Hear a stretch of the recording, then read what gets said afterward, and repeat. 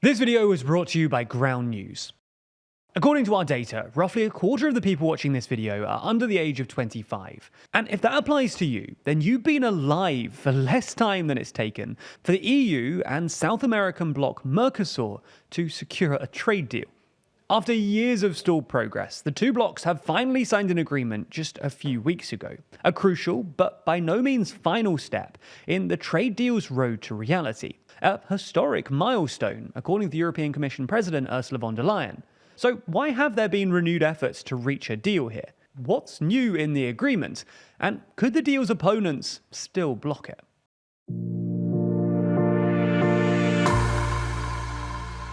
Before we start, if you're interested in global alliances and groupings like the EU or Mercosur, you might like our poster, Every Global Alliance Explained, which shows, in slightly confusing detail, how every country interacts with each other. It's available by clicking the link in the description, and for a limited time, you can get 20% off with code ALLIANCE. It's probably safe to assume that you don't need a reminder on what the EU is, but you might be a bit less familiar with Mercosur. Created in 1991, Mercosur is a South American trade bloc comprising of Argentina, Brazil, Paraguay, Uruguay, and its newest member, Bolivia. Negotiations for a trade deal between the two blocs began back in 1999.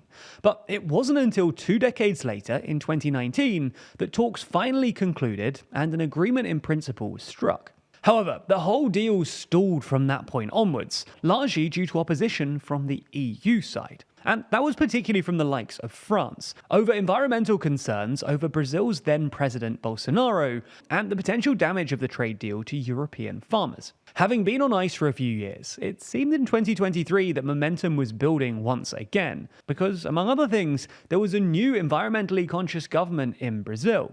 But fresh environmental demands from France caused frustration in Mercosur, and the election of Javier Milei in Argentina generated uncertainty for the bloc's future. Nevertheless, a greater sense of urgency over the following year to strike a deal brings us to early December 2024, with von der Leyen in Uruguay with Mercosur's leaders to sign the agreement. So why has a deal suddenly been reached now? Well, as we see it, there are 3 broad reasons. The first relates mostly to France, the primary opponent of the trade deal. With France in a prolonged period of political crisis, and President Macron's authority and influence weakened, now is the time to strike while the iron is hot, and finally get the deal done. This ties in with our second reason. Ursula von der Leyen is in a relatively strong political position right now, in part because there's a lack of leadership in Europe among heads of national government, as well as the fact that she's at the start of her second term as European Commission President, with a newly seated Commission and a fresh impetus, which means that she's been able to notch a quick win.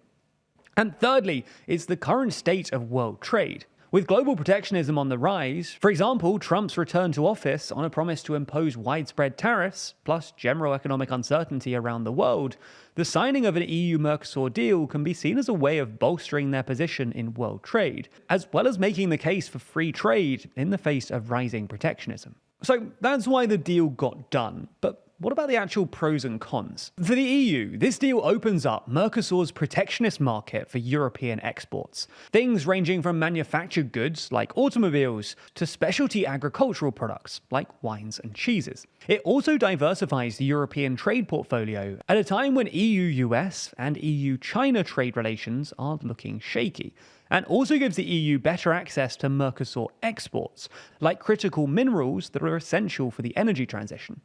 As for Mercosur, the agreement unlocks access to the European market for Mercosur exports, which is especially useful for things like raw materials and agricultural goods. This naturally boosts Mercosur's trade diversity, and should also attract greater investment in South America by European firms. It will also see the EU contribute 1.8 billion euros through its Global Gateway initiative to support Mercosur's green and digital transition.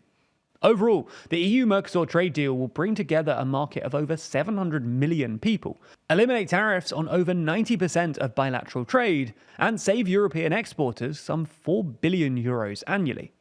The agreement does obviously have some drawbacks, though. The biggest cause for opposition to the deal in Europe was concern that European farmers would be undercut by large-scale and competitive South American producers of things like beef, poultry, and soy, as well as concern that the deal could contribute to greater environmental destruction in South America. As expected, the EU and Mercosur's announcement of the conclusion of negotiations a few weeks ago immediately sparked farmers' protests in Brussels and elsewhere. It's worth pointing out, though, that the deal doesn't mean that an unlimited amount of Brazilian beef will flow into Europe. The agreement would see the EU allow imports of 99,000 tons of Mercosur beef at a new lower duty of 7.5%, phased in over 5 years, a figure that represents just 1.6% of total European beef production, and is less than half of the current imports from Mercosur. Meanwhile, the main concern in Mercosur is that local industries could face greater competition from European manufactured goods, as well as European companies' improved access to Mercosur's public procurement markets. As such, the agreement reached this month includes a number of new features designed to sweeten the deal for both sides. Aiming to satisfy environmental concerns, the agreement reinforces adherence to the Paris Climate Agreement and commitments to prevent deforestation, with possible suspension of benefits if a party doesn't do so. A rebalancing mechanism for dispute mediation and corrective measures have also been introduced. In addition, the EU has set aside a €1 billion reserve in the, quote, unlikely event that the European agricultural sector suffers negative repercussions. Mercosur also achieved a partial opt-out on government procurement, benefiting local firms. And Mercosur tariffs on European cars will phase out over 18 years, rather than the original 15, with a 10 percentage point cut in year 1. So with that in mind, what's actually going to happen next?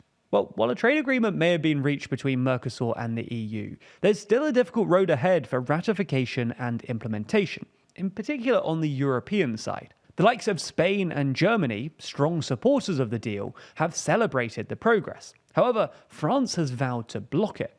Others in the anti-Mercosur coalition include Poland, Ireland, and Austria. Now, the deal will need to be approved by the European Council, where countries are represented by their trade ministers. And to kill the deal at the Council, a so-called blocking minority is needed, of at least 4 countries representing a combined 35% or more of the EU population. So if France is going to be successful in its efforts, it will need to bring more countries on side, with a country like Italy big enough to tip the scales. The Italian government so far appears undecided, or is at least keeping its cards close to its chest. But while Meloni has expressed concerns about the agreement's impact on farmers, Italy is the EU's second biggest exporter to Mercosur, so the trade deal is an opportunity for Italian businesses too. In any case, it remains to be seen if France, currently experiencing political turmoil at home, can even muster up a blocking minority. If not, and the deal is approved at the European Council, the next step is ratification by the European Parliament, which will surely be yet another political battle.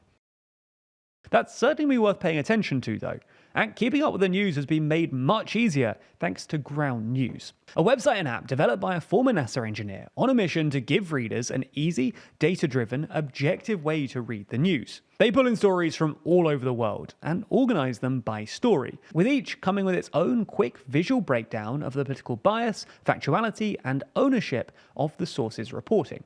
All backed by ratings from 3 independent news monitoring organizations. For instance, take this other major European story about the German Chancellor losing his vote of no confidence. Right away, you can see that more than 575 outlets are reporting on it.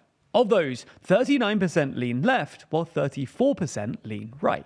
You can also then swipe through some of the headlines to see just how different some of the reporting can be based on these biases, with the left tending to focus on the historical significance of the event, while the right tending to focus on the economic and political implications, painting a negative view as the country heads towards elections. One of my favourite features, though, is the My News bias. It's basically a fitness tracker, but for the news. It tracks my reading habits over time, my trends in political bias, the specific news outlets I read the most, and even the specific topics I gravitate towards. And it's been really helpful in minimizing my own personal blind spots. Now, as an independent news outlet, we're passionate about informing our viewers about bias and helping them to understand how it affects the media they consume.